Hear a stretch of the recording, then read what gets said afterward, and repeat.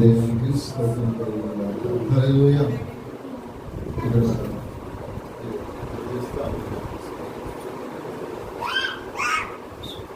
దేవునికి స్తోత్రం కలుగునుగాక. హల్లెలూయా. ఈ హెబ్రీ 12 అంటున్నాడు. కాబట్టి సడలిన చేతులను బడిలిన చేతులను సడిలిన మోకాలను నిలించమంటున్నాడు. బలపరచుడి అంటున్నాడు. ప్రభు అయిన దేవుడు అపోస్తలులైనటువంటి దేవుని సేవకులను దేవుడు ఎంచుకొని చక్కటి పరిచయం దేవుడు జరిగిస్తూ ఉంటున్నాడు. అందులో భాగంగానే దేవుని ఆరాధించేటటువంటి బిడ్డలు, అలాగే దేవుని సేవించేటటువంటి బిడ్డల జీవితాల్లో ఉన్నటువంటి కొన్ని పరిస్థితులను, కొన్ని స్థితిగతులను ఎరిగి దేవుడు తన దాసుల నుంచి ప్రజలు ఎలా ఉన్నారు, వారి స్థితులు ఎలా ఉన్నాయి, వారు ఎలా జీవిస్తూ ఉన్నారు, వాళ్ళని ఎలా ధైర్యపరచాలనే మాటను తెలియజేస్తూ వడలేనటువంటి చేతులు సడలిన మోకాళ్ళను తెలియజేస్తూ ఉంటున్నాడు.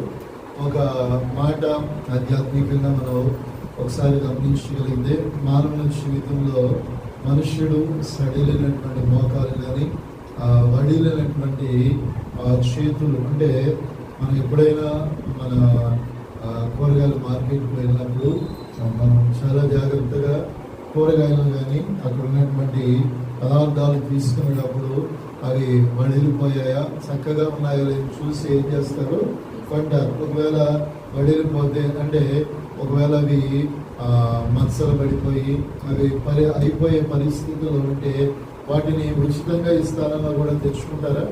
తెచ్చుకోరు. ఎందుకంటే అవి మంచిగా లేవు కాబట్టి. వాటిని బట్టి ఒకవేళ తిన్నా ఏదైనా బలహీనత రావచ్చు అనేటువంటి ఉద్దేశంతో ఆ వడిలిపోయిన వాటిని ఏం చేస్తామంటే పక్కన పడవేస్తాం. ఇంటికి తీసుకొచ్చిన అరటి పళ్ళైనా అన్ని ఒకే చోట ఉన్న కింద ఉన్నటువంటి పళ్ళు ఏమవుతాయి, కింద పెట్టినప్పుడు వడిలిపోయి మంచిగా నల్లగా మచ్చ వచ్చేస్తూ ఉంటాయి. బాగా మగ్గిపోయినటువంటి స్థితికి వెళ్ళినప్పుడు వాటిని తినకుండా ఏం చేస్తూ ఉంటారు, పక్కన పడవేస్తూ ఉంటారు. అంటే దేవుడు ఈ మాటను బట్టి మనకు తెలియజేస్తున్న విషయం ఏంటంటే, మానవ జీవితం ఎప్పుడూ కూడా ఈ లోకానికి చూస్తున్నట్లుగాను, మానవుని జీవితంలో వారి కుటుంబ స్థితులు కానీ వారి పరిస్థితులు కానీ మన కంటికి కనబడుతున్నట్లుగా అద్భుతంగా ఉండవు. హల్లెలూయా.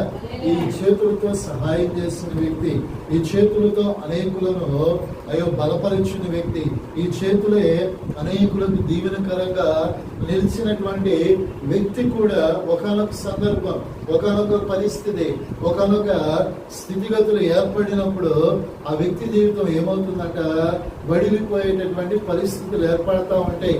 ఎందుకంటే కొన్ని సందర్భాలు బలంగా ఉండి బలంగా పనిచేస్తూ బలంగా పోరాడేటటువంటి వ్యక్తి యొక్క కాలం కూడా ఒక బుద్ధిబండలు లాంటి అడ్డుబండలు కూడా వారి జీవితాల్లో ఏమవుతాయంట, ఏర్పడేటటువంటి పరిస్థితి.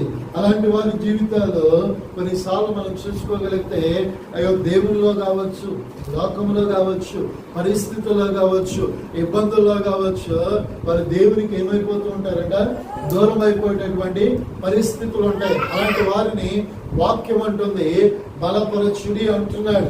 అలాంటి వారిని వాక్యం అంటుంది బలపరచాలి. ఈరోజు దేవుని బిడ్డలంగా ఏ పరిస్థితుల మధ్య మన ప్రయాణాలు ఉన్నాయి, ఏ స్థితిగతుల మధ్య మీ కుటుంబ జీవితాలు నడిపించబడుతున్నాయి? ఆర్థికంగా మెరుగైన స్థితిలో ఉన్నారా? ఆరోగ్యకరంగా మెరుగైన స్థితిలో ఉన్నారా?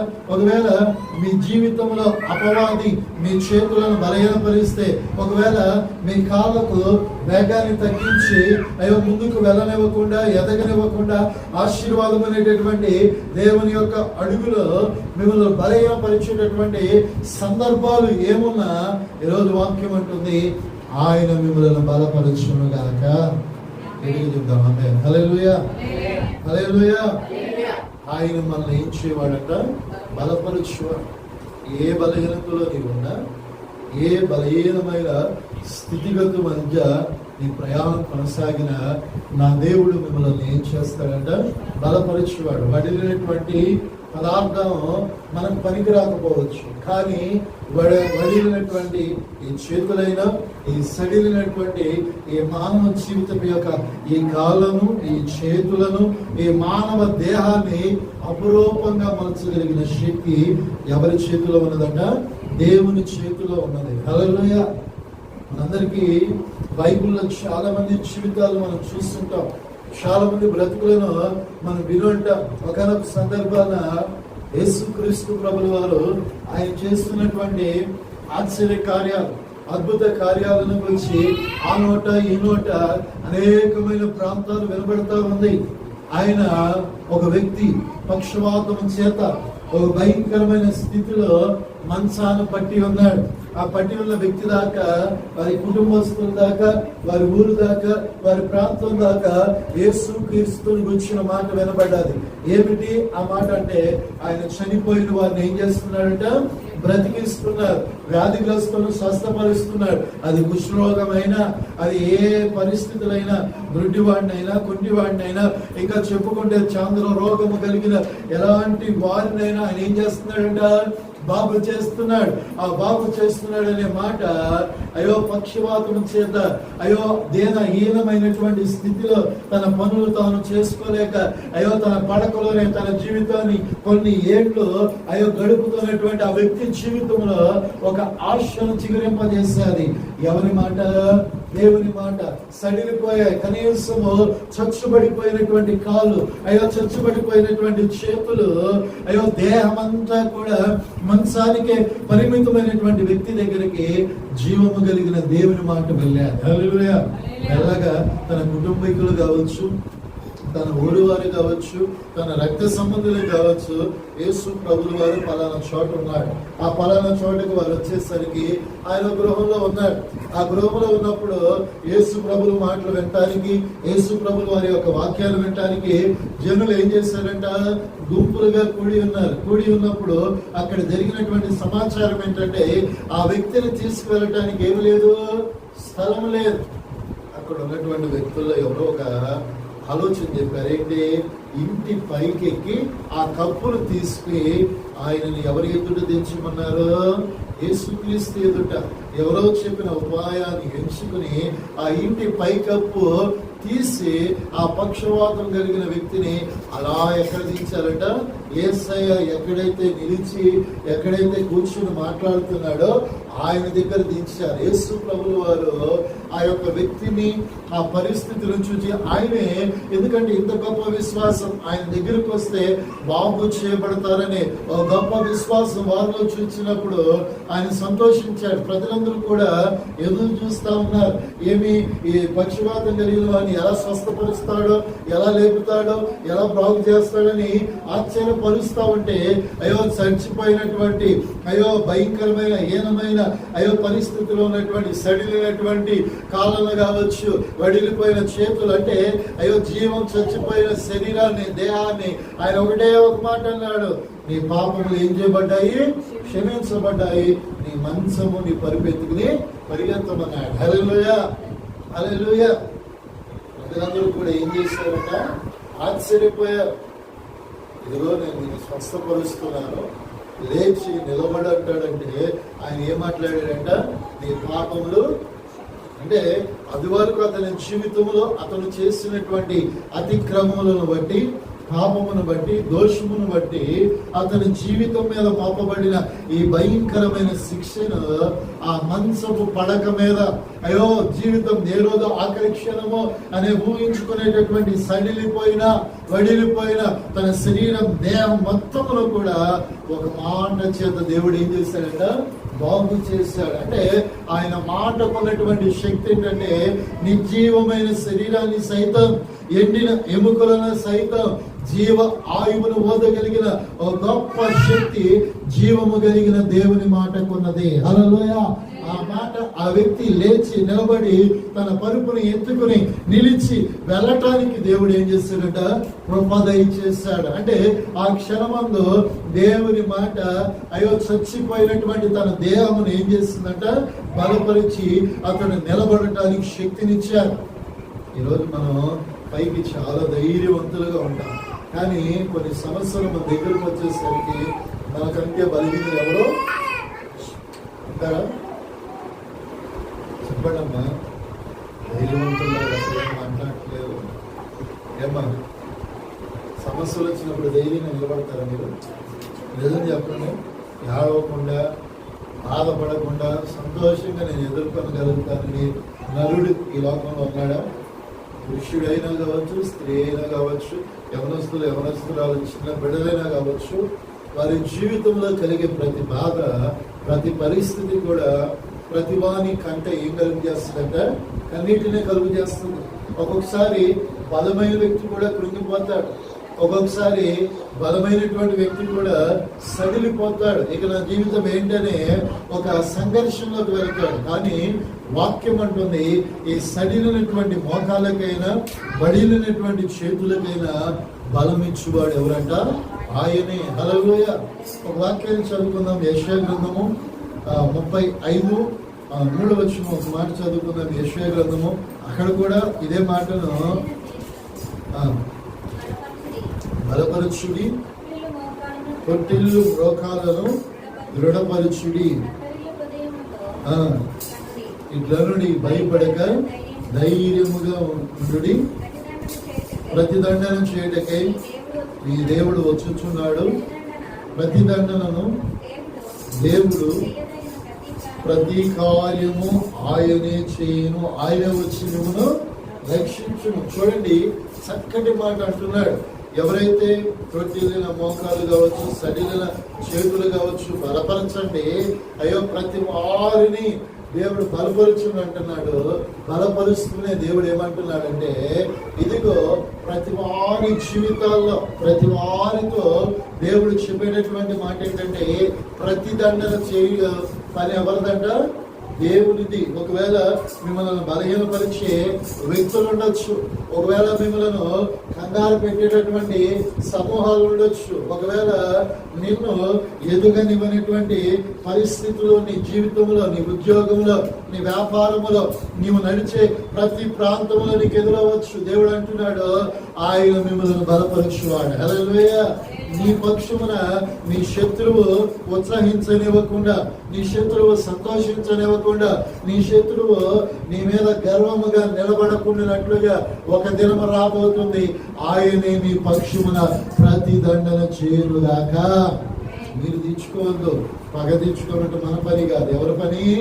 దేవుని పని. హల్లెలూయా. ఇక మనమే ఈ లోకంలో పగ తీర్చుకుంటే మన జీవితానికి ఒక అర్థం ఉంటుందా? మానవుని జీవితం మధ్యలోనే ముగించబడుతుంది.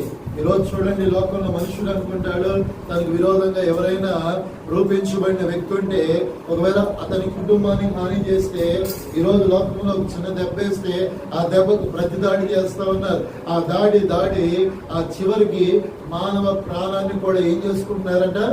బలి తీసుకుంటున్నారు. దానివల్ల వారి జీవితాలు సంతోషంగా ఉంటాయా?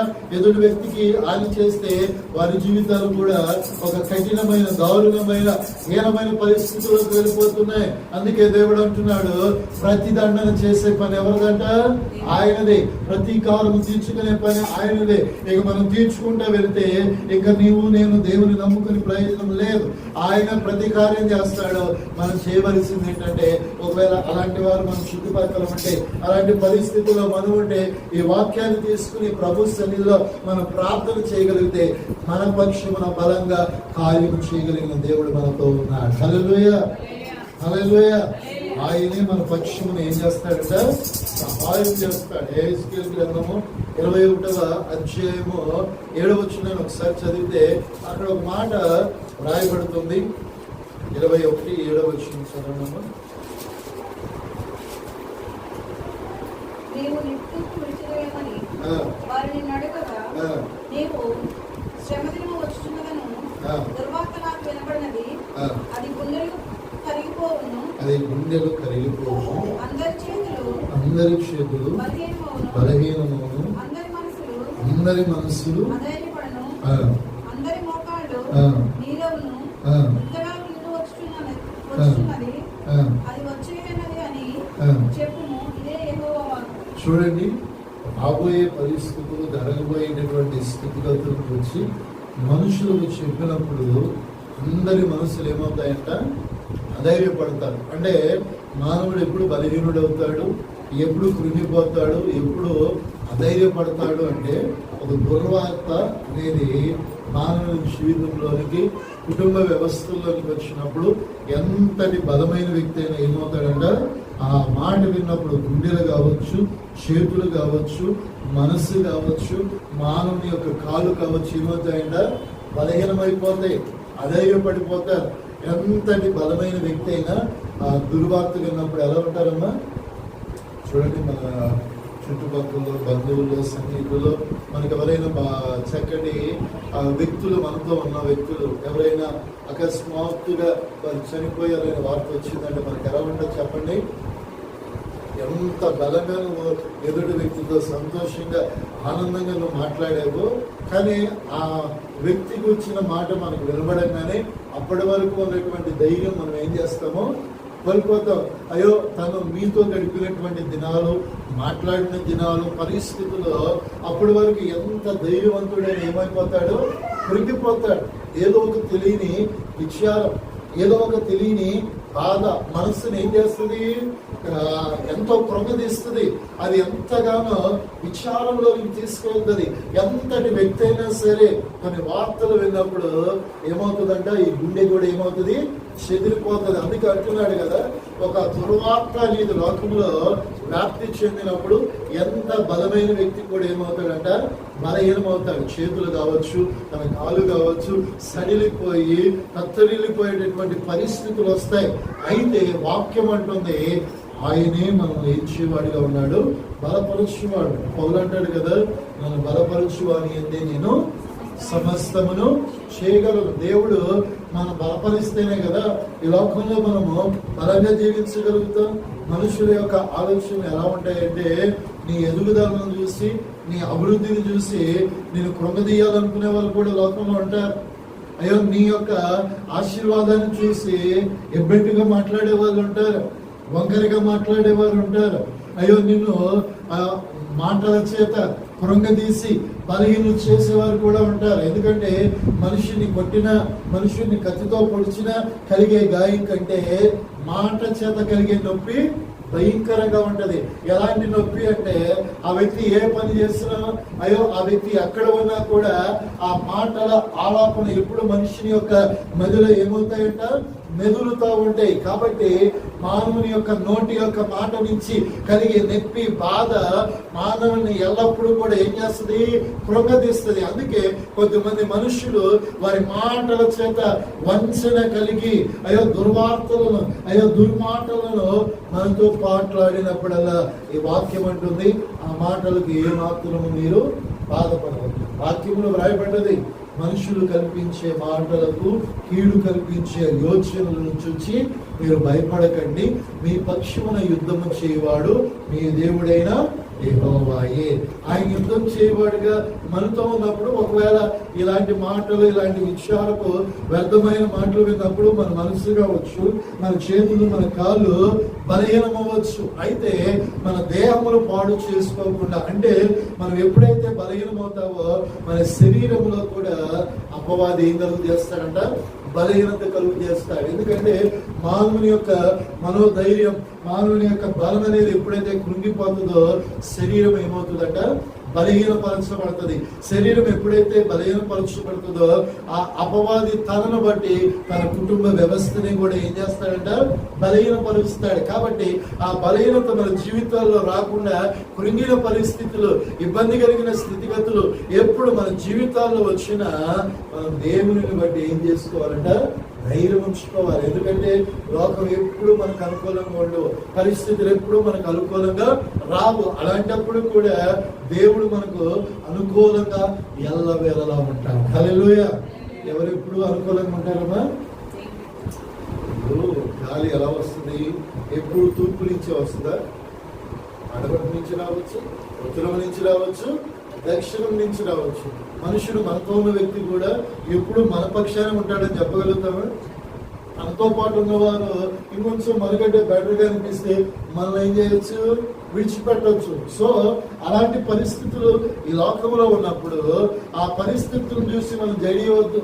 లోకంలో పరిస్థితులు ఎప్పుడు ఎలా ఉంటాయో, ఎలా మార్పు చెందుతాయో తెలియదు. ఒకటి మాత్రం జీవము కలిగిన దేవుని బట్టి చెబుతున్నా, నా ప్రభు అయిన యేసు క్రీస్తు ప్రభుల వారు మనుషులు కాలాన్ని బట్టు, అయ్యో గాలిని బట్టి, గాలి ఆ దిక్కు ఈ దిక్కు మారినట్టుగా ఈరోజు మనుషులు మారవచ్చు. అయితే నిన్న నేడు రేపు ఏకరీతిగా ఉన్న ఒకే ఒక్క దేవుడెవరు? మన ప్రభు అయిన యేసయ్య. ఆయనలో మార్పులే, మాటలో, చూపులో, ఆలోచనలో ఇప్పటికీ కూడా ఆయన ఒకే రీతిగా ఏకరీతిగా ఉన్నటువంటి ఏకైక దేవుడు ఎవరమ్మా? మన ప్రభు అయిన యేసయ్య. మార్పు లేని దేవుని యందు మనం విశ్వసించాం కాబట్టి ఆయన మనకు తోడుండగా మనం ఎప్పుడు బలహీనం కాదు, మనం ఎప్పుడు కూడా దేవుని బట్టి ధైర్యం పరచబడి నడిపింపబడదుము గాక. అలాగే యోబు గ్రంథము 16 వచనం 5 వచనం ఒకసారి చదవండి. 16. అయినను నా నోటి మాటలతో నేను మిమ్మలను బలపరుతును, నా పెదవుల మాటలు మిమ్మలను ఓదార్చి ఆదరించును. హల్లెలూయా. చూడండి, వాక్యము యోబు నోట పలికించినటువంటి దేవుని మాట ఏంటంటే, నేను మాట్లాడి పై వచనంలో ఆయన నేను నా నోటి మాటలతో మిమ్మల్ని ఏం చేస్తాడంట? బలపరుస్తాడు. ఈరోజు దేవుని మాట జీవపు ఊట. పేదలు అంటాడు కదా, నీవే నిశ్చయమైన జీవపు ఊట. నిన్ను వీడి నేనేం చేయలేను అంటున్నాడు, జీవించలేను అని పేతురు అంటున్నాడు. అంటే ఆయన మాటల నుంచి వచ్చేటటువంటి మకరందం, ఆయన మాటల నుంచి వచ్చేటటువంటి ఆదరణ, ఆయన మాటల నుంచి వచ్చేటటువంటి ధైర్యం, ఎలాంటి బలహీనతలో ఉన్నా కూడా మనం ఏమవుతామంట? బలపరచబడతాం. ఏ కృంగిపోయిన సందర్భమైనా ఆయన మాట చేత మిమ్మల్ని బలపరచు దేవుడిగా ఉన్నాడు. హల్లెలూయా. దేవుని మాట ఎల్లప్పుడూ కూడా మనల్ని ఆదరిస్తుంది. ఎందుకంటే మనుషుల మాట ఎలాంటిదంటే, గాలిని బట్టి పొట్టు ఎలా ఎగిరిపోతుందో మానవుని మాట కూడా అలాంటిదే. ఈ సందర్భంలో ఒక మాట కట్టుబడతాడు, రేపు ఆ మాటకు ఏమవుతాడు? విముఖుడైపోయి దూరం అయిపోతాడు. కానీ దేవుడు ఒకసారి నీ విషయంలో కట్టుబడ్డాడంటే, దేవుడు ఒకసారి నీ పక్షమున నిలబడాలని సిద్ధపడ్డారనుకోండి, నీ ఎదుట భూరాజులు ఉండొచ్చు, నీ ఎదుట బలమైన వ్యక్తులు ఉండొచ్చు, నీ ఎదుట లోకములో గనువైనటువంటి వ్యక్తులు ఉండొచ్చు. ఆయన నీకు ఒక మాటకు కట్టుబడ్డాడు కాబట్టి జీవిత కాలము ఆయన మీకు తోడై ఉంటాడు. హల్లెలూయా. ఎలా తోడై ఉంటాడంటే, ఎవరు నీ చేయి విడిచినా ఆయన నీ చేయి ఏ మాత్రము విడువనేరడు. హల్లెలూయా. ఎందుకంటే నీకు కట్టుబడ్డాడు, నీకు ఒక మాట ఇచ్చాడు. ఆ మాట మీద నిలబడి నీ జీవిత కాలం అంతా నేను ఏం చేస్తాడంట? నడిపిస్తాడు. అంటే ఆయన మాటకున్నటువంటి కట్టుబాటు అలాంటిది. ప్రారంభంలో దేవుడు అబ్రహాముతో ఒక మాట కట్టుబట్టాడు. ఏంటి? నువ్వు వెళ్ళిన ప్రతి స్థలంలో నేను నిన్ను ఆశీర్వదిస్తాను. నువ్వు ఎక్కడ గుడారం వేసినా అది నేను నీకు నీ సంతతికి ఇస్తానన్నా. ఆ మాట నెరవేర్చడానికి కొన్ని ఏళ్ళు పట్టచ్చు. ఒకవేళ అతని జీవితంలో దేవుడు వెంబడించినాక 20-25 సంవత్సరాల ప్రయాణంలో తన జీవితంలో బిడలేనటువంటి సందర్భం మనందరికీ తెలిసిందే. 11 సంవత్సరాలు దేవునికి అతడు దూరమైన, తన భార్య శారా మాటలు విని దూరమైనప్పటికీ కూడా దేవుడు బిడ్డలనిస్తానన్నాడు. మాటకి ఏమయ్యాడట? కట్టుబడ్డాడు. అదే కాకుండా ఒక రకంగా చెప్పాలంటే, ఈ అబ్రహాము దేవునికి విరోధంగా చేసిన కొన్ని పనులు ఉన్నాయి. దేవునికి బలి అర్పించినప్పుడు అతడు నిద్రమత్తుడై, అయ్యో అతడు పడుకున్నప్పుడు దేవుడు ఏం చెప్పాడు? ఎదుగో నువ్వు చేసినటువంటి ఈ దుష్కారం, నిద్రమత్తుడై పడుకున్నప్పుడు అతడు అర్పించిన అర్పణ మీద ఆకాశపు యొక్క పక్షులు వచ్చి ఏం చేశాయంట? వాలాయి. ఎందుకంటే దేవునికి అర్పించేటటువంటి అర్పణ ఏది అపరిశుద్ధపరచడానికి వీలు లేదు. కానీ ఆ గ్రద్దలు కావచ్చు, ఆకాశ పక్షులు వాలినప్పుడు అదేం చేయబడ్డదంట? అపవిత్రపరచబడ్డారు. అందుకే దేవుడు అన్నాడు, నీ యొక్క సంతతి 400 ఏళ్ళు ఏమవుతుంది అన్నాడు? బానిసత్వానికి. అంటే ఒక అబ్రహాము చేసిన పొరపాటు దేవుడు వారి గర్భంలో నుంచి వచ్చిన ఇస్సాకు కావచ్చు, ఇస్సాకులో నుంచి వచ్చిన యాకోబు, అతని సంతతిలో నుంచి వచ్చిన ఈ 12 గోత్రాలను దేవుడు విస్తరించి ఒక సంతతిగా చేసి ఆ సంతతి ఎక్కడికి బానిసత్వం వెళ్ళింది? ఐగుప్తులో 400 ఏళ్ళు. కారణం ఏంటి? ఒక వ్యక్తి తప్పిదము వారిని ఎక్కడికి తీసుకెళ్ళిందంట? బానిసత్వానికి. అంటే దేవుడు ఒక మాట చెబితే ఆ మాట నెరవేర్చబడింది. అబ్రహాము జీవితంలో ఆ ఒక్క మాట 400 ఏళ్ళు వారి శ్రమకెళ్ళారు. అలాగే అబ్రహాముతో దేవుడు అన్నాడు, నీకు సంతతినిస్తాను, ఆకాశ నక్షత్రములను ఇసుకరేణువులు అన్నాడు. అలాగే సంతతినిచ్చాడు, విస్తరించాడు. ఇంకా చెప్పాలంటే అతడు అడుగు పెట్టిన ప్రతి స్థలములో వారికి ఏం చేశాడంట? ఆరంభ వేసి వారందరూ స్వాధీనపరచుకోవడానికి దేవుడు అవకాశాన్ని ఇచ్చాడు. హల్లెలూయా. అంటే ఆయన మాట ఎప్పుడో ఒకసారి అబ్రహాముకి ఇచ్చాడు. ఆ మాట ఇస్సాకులో నుంచి యాకోబులో నుంచి వచ్చిన 12 గోత్రాలలో ఆ మాటను దేవుడు ఏం చేశాడు? నిలబెట్టుకున్నాడు. హల్లెలూయా. చూడండి, దాని కాల పరిమితి కొన్ని ఏళ్ళు పట్టొచ్చు. ఒకవేళ వారు దేవునికి విరోధంగా ఉండొచ్చు. ఒకవేళ వారి జీవితాలు మళ్ళా సరిచేయబడిన తర్వాత ఆయన ఇచ్చినటువంటి మాటకి ఏం చేశాడంట? కట్టుబడ్డాడు. అందుకే ఆయన మాటల చేత మనం ఏం చేస్తాడంట? బలపరచువాడు, ధైర్యపరచువాడు. కాబట్టి దేవుడు ఒకసారి నీ జీవితంలో ఆయన ధైర్యపరచాలని ఒక మాట ఇస్తే, అయ్యో బడిలేనటువంటి నీ చేతులనైనా, సడిలినటువంటి నీ మోకాలనైనా దేవుడు బలపరిచి సత్తువు కలిగిన వాడిగా ఈ లోకంలో దేవుడు నిలబెట్టి బలపరిచి ఆశీర్వదించును గాక. అటు కృప చేత, అటు దీవెన చేత దేవుడు మిమ్మలను, మీ కుటుంబాలను ఈ పట్టణంలో బలపరిచి ఆశీర్వదించును గాక. మోకరించి ప్రార్థన చేస్తుంది.